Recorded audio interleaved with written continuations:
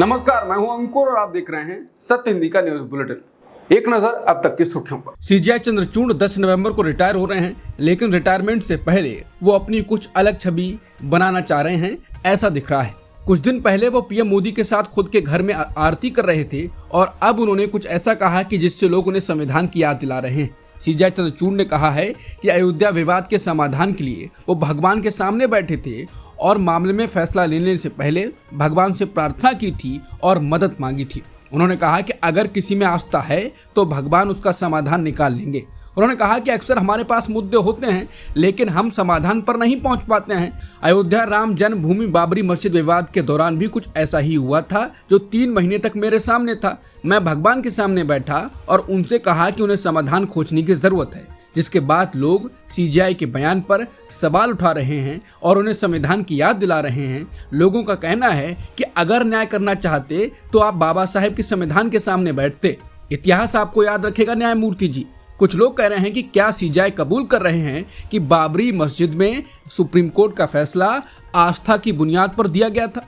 बता दें, कुछ दिन पहले जस्टिस काटजू ने भी संविधान की जरूरत नहीं बताई थी और अब सीजीआई संविधान के बजाय आस्था की बात कर रहे हैं।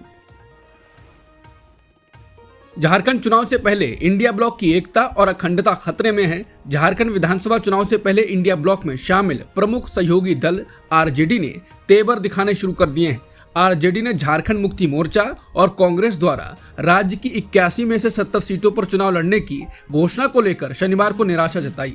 वहीं रविवार को आरजेडी सांसद मनोज झा ने एक प्रेस कॉन्फ्रेंस में स्पष्ट कर दिया कि हमें झारखंड में 12 से 13 सीटों से कम स्वीकार नहीं है। उन्होंने कहा कि जब सभी दल के नेता रांची में ही मौजूद हैं तो हम इस बात से दुखी हैं कि गठबंधन की बनावट की प्रक्रिया में हमें शामिल नहीं किया गया। उन्होंने आगे कहा कि सारे फैसले मैगी 2 मिनट नूडल नहीं होते, हमारे पास तमाम विकल्प खुले हैं। यानी आरजेडी ने बगावती सुर अपना लिए हैं, वो अपने नए विकल्प तक की बात कर रहे हैं, जिसके बाद आरजेडी पर सवाल उठाए जा रहे हैं। कुछ लोग तो इसको लेकर ये तक कह रहे हैं कि क्या आरजेडी की किसी के साथ डील तो नहीं हो गई है।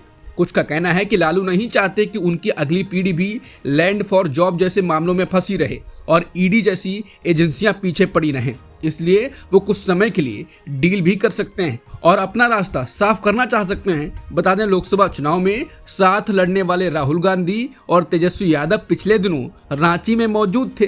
रांची के जिस होटल में हेमंत सोरेन राहुल गांधी से मिलने गए, वहीं तेजस्वी भी ठहरे हुए थे, लेकिन वो राहुल गांधी से नहीं मिले।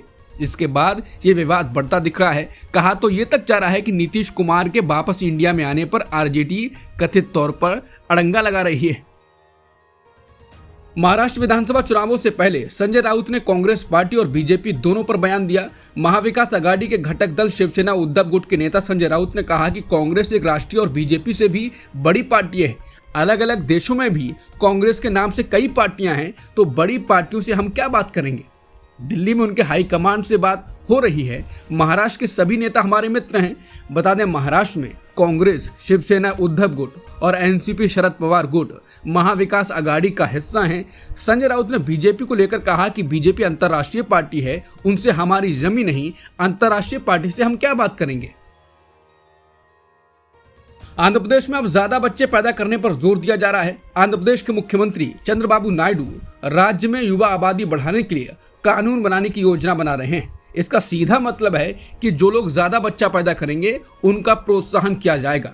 चंद्रबाबू नायडू ने रविवार को कहा कि उनकी सरकार एक ऐसा कानून लाने की योजना बना रही है जिसके तहत केवल 2 या उससे अधिक बच्चों वाले लोग ही स्थानीय निकाय चुनाव लड़ सकेंगे। उन्होंने राज्य की बढ़ती उम्र की आबादी और देश के डेमोग्राफिक बैलेंस पर इसके दीर्घकालिक प्रभाव पर चिंता व्यक्त की। दक्षिणी राज्यों, खासकर आंध्र प्रदेश की बढ़ती उम्रदराज आबादी के बारे में चिंता जताते हुए मुख्यमंत्री एन चंद्रबाबू नायडू ने दंपतियों से अधिक बच्चे पैदा करने का आग्रह किया। उन्होंने पहले भी इसी तरह की चिंताएं व्यक्त की हैं। उन्होंने कहा कि आंध्र प्रदेश में आबादी की औसत आयु अभी 32 वर्ष है, लेकिन 2047 तक ये 40 वर्ष हो जाएगी। तमिलनाडु के मुख्यमंत्री एम.के. स्टालिन ने बड़ा बयान दिया है। उन्होंने लोगों से ज्यादा बच्चा पैदा करने की अपील की है। उन्होंने कहा कि अब समय आ गया है कि नव विवाहित जोड़े 16 बच्चे पैदा करें। उन्होंने कहा कि हमारी आबादी कम हो रही है, जिसका असर हमारी लोकसभा सीटों पर भी पड़ेगा, इसलिए हम 16 बच्चे पैदा करें। खालिस्तानी आतंकवादी गुरपतवंत सिंह पन्नू ने सोमवार को यात्रियों को 1 से 19 नवंबर तक एयर इंडिया की उड़ानों में यात्रा न करने की चेतावनी दी। उन्होंने कहा कि इन तारीखों के दौरान एयर इंडिया की उड़ान पर हमला हो सकता है, जो सिख नरसंहार की 40वीं बरसी के रूप में सिख समुदाय याद करता है। कनाडा और अमेरिका की दोहरी नागरिकता रखने वाले सिख फॉर जस्टिस के संस्थापक ने पिछले साल इसी समय के आसपास इसी तरह की धमकी जारी की थी। ये शख्स भारत में आतंकवादी के रूप में दर्ज है। जम्मू कश्मीर के गांदरबल जिले में हुए आतंकी हमले में मजदूरों की मौत की घटना पर कांग्रेस नेता प्रियंका गांधी ने प्रतिक्रिया दी। प्रियंका गांधी ने कहा कि गांदरबल जम्मू कश्मीर में कायराना आतंकी हमले में 5 मजदूरों समेत 6 नागरिकों की हत्या अत्यंत निंदनीय है। कांग्रेस नेता ने लिखा, निर्दोष नागरिकों की हत्या करके आम जनता के बीच हिंसा और दहशत फैलाने जैसे कृत्य मानवता के विरुद्ध अपराध है। इसके खिलाफ पूरा देश एकजुट है। बता दें, रविवार को जम्मू कश्मीर के गांदरबल जिले में एक आतंकी हमला हुआ था। समाचार एजेंसी पीटीआई ने अधिकारियों के हवाले से कहा था, आतंकियों ने जिले के गुंड इलाके में सुरंग निर्माण में काम कर रही एक निजी कंपनी के मजदूरों के कैंप पर गोलीबारी की। घटना को लेकर जम्मू कश्मीर के मुख्यमंत्री उमर अब्दुल्ला ने भी सोशल मीडिया पर पोस्ट कर दुख जताया था। सोमवार की सुबह एक बार फिर से राजधानी दिल्ली में हवा की गुणवत्ता का स्तर खराब से बहुत खराब की श्रेणी में दर्ज हो गया। राजधानी दिल्ली में हर साल सर्दियों के मौसम के शुरू होने के साथ ही वायु प्रदूषण की समस्या देखने को मिलती है।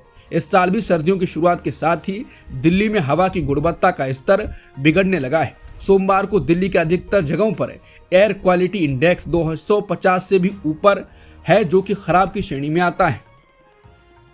अमेरिका की प्रतिनिधि सभा के स्पीकर माइक जॉनसन ने यह पुष्टि की है कि अमेरिका ईरान पर इजरायली हमले की योजना से जुड़े लीक दस्तावेजों की जांच कर रहा है। लीक हुए दस्तावेज में ईरान पर इजरायली हमले की योजनाओं को लेकर अमेरिकन आकलन मौजूद था। कथित तौर पर पिछले हफ्ते लीक हुए दस्तावेजों को ऑनलाइन पब्लिश भी कर दिया गया। पिछले हफ्ते पब्लिश हुए दस्तावेजों में 1 अक्टूबर को हुए ईरान के मिसाइल हमले के जवाब की तैयारी करने के लिए इजरायली मिलिट्री की तस्वीरें शामिल थीं। बीबीसी के अमेरिकी सहयोगी सीबीएस के मुताबिक इन दस्तावेजों को केवल अमेरिका, ब्रिटेन, कनाडा, न्यूजीलैंड और ऑस्ट्रेलिया के 5 आइस खुफिया गठबंधन के साथ ही साझा किया जा सकता है। इजराइल और हिजबुल्ला लगातार एक दूसरे पर हमले कर रहे हैं। इजराइल ने बीरूत के कई जगहों पर बमबारी की है। इजराइल के निशाने पर हिजबुल्ला की मदद करने वाले बैंक और अन्य संस्थान हैं। इस हमले से पहले ही इजराइल ने चेतावनी जारी कर दी थी कि वो 24 इलाकों पर हमला करने की योजना बना रहा है। इजराइल डिफेंस फोर्स यानी IDF ने बता दिया था कि उनके निशाने पर हिजबुल्ला का समर्थन करने वाले बैंक होंगे। बेरूत के दक्षिण इलाके में आने वाले दहिया शहर में इजराइल ने 8 हवाई हमले किए हैं। इस इलाके को हिजबुल्ला के नियंत्रण बताया जाता है।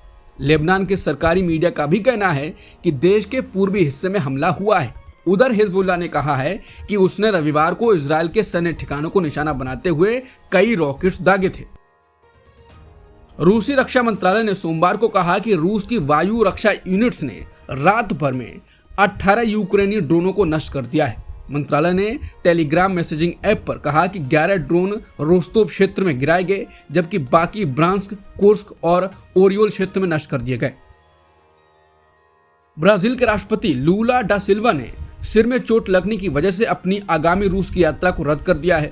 उन्हें रूस में आयोजित होने वाले ब्रिक्स सम्मेलन में हिस्सा लेना था। शनिवार को ब्राजील के राष्ट्रपति अपने घर में हुई एक दुर्घटना का शिकार हो गए, जिसमें उनके सिर में चोट आई।